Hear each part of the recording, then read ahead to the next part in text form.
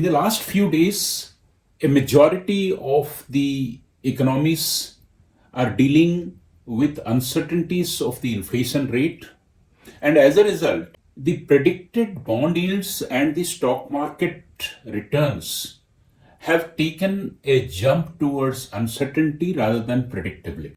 We know very well that when interest rates behave in a particular way, it first translates into bond yields because straight away there are benchmark rates which undergo a change because of the inflation rate and the calculations that economists deploy in terms of calculation of real rate of interest, nominal rate of interest, or effective rate of interest, all define the expectation of the people who invest money in bond market.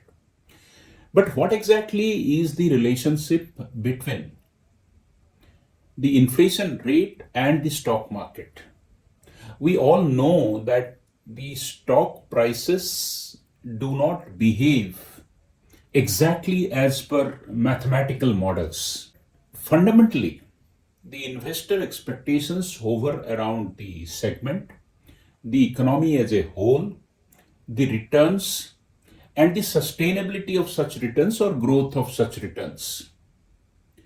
Because inflation hits all of these, it is pertinent to understand these fundamentals so that if you are going to study the stock market, advise somebody about the stock market, or invest yourself or your own company's money, you should be familiar with these fundamental relationships. The first, earning impact.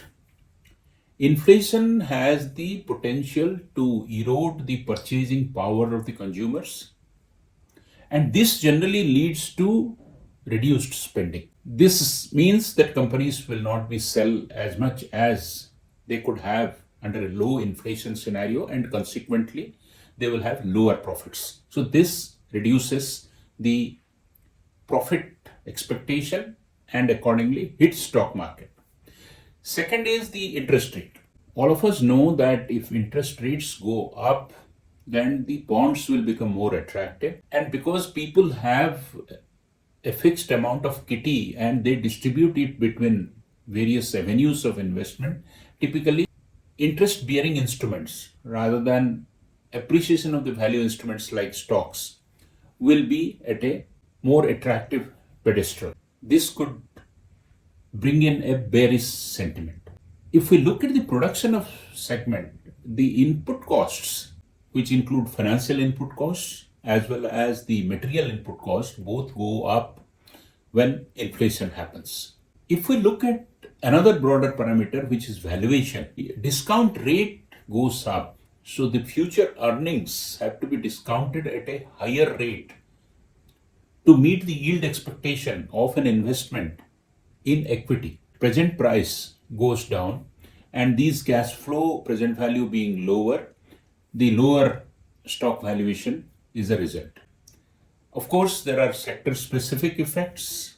For example, utility or a consumer mainstay, the pricing are likely to be passed on to the consumers because consumers cannot survive without them. The impact on those stock prices are likely to be lower than those sectors which will not have the ability to pass on the effect to the consumer.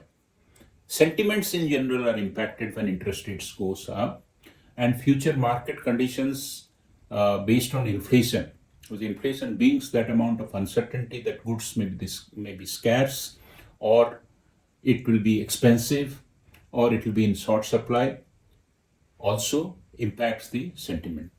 It's very important that we understand the relationship between inflation.